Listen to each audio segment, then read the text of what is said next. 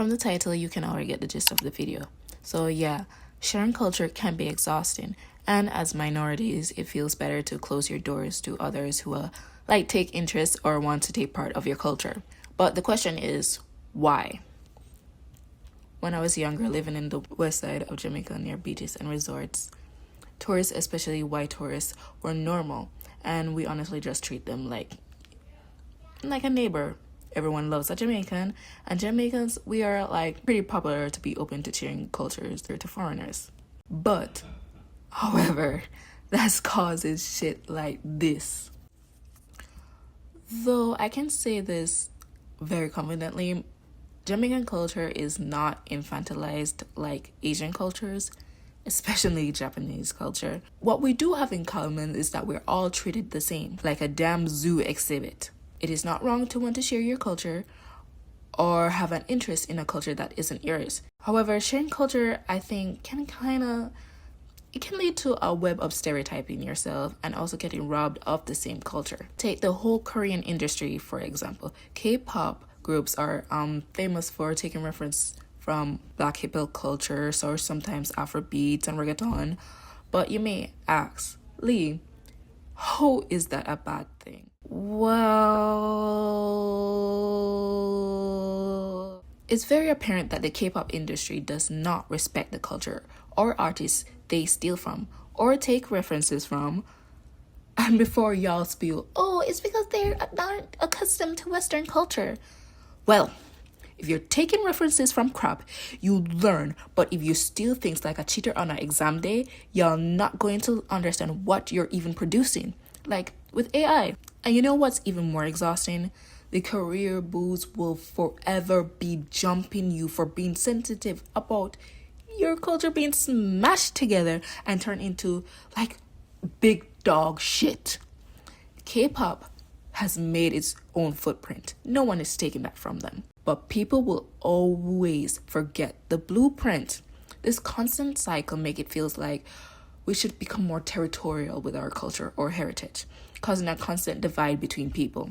So yes, sharing culture is exhausting. But it's also so exciting and enlightening. I would love and want to represent so many POC cultures if it wasn't shared to me. I fell in love with Native and African American culture, especially those found in Florida. I saw how these cultures are often misrepresented, and I wanted to learn it. And also, by learning it, I wanted to create something inspired by it. Even my love for art was inspired by Japanese manga and anime, as well as Korean manhwas. Even when I'm sharing my culture with friends, especially when I'm far and away, I feel welcomed by when they show interest and even reciprocate it. Okay, so an example of this can be seen with the Korean and Mexicans during this year's World Cup. Both of these fans from different cultures were very open towards one another, which also highlights similarities between them, and it honestly felt like a party just from being there. Look at the new memes that came up because of this generational grouping. It was awesome. Another example of this is the relationship between Koreans and Mexicans during this year's World Cup. Both of these fans from different cultures were very open towards one another, which also highlighted the similarities between them, and it honestly felt like a party just from seeing it on my phone. Another example. I had a friend that loved reggae music. She was literally growed on it. And her knowing more reggae than me and having honestly so much more respect for it made me feel less homesick. I don't know the solutions of the negatives of sharing cultures, but I don't know shit. But I think a good advice is to be careful of the audience you are sharing your culture to and how you wrap your culture to the audience as well.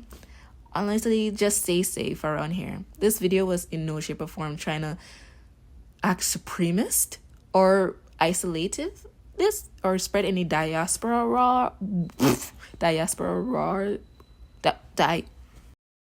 Oh my god, I swear I can't speak English. Okay, what I'm trying to say is that I'm not trying to tell everyone to be closed off.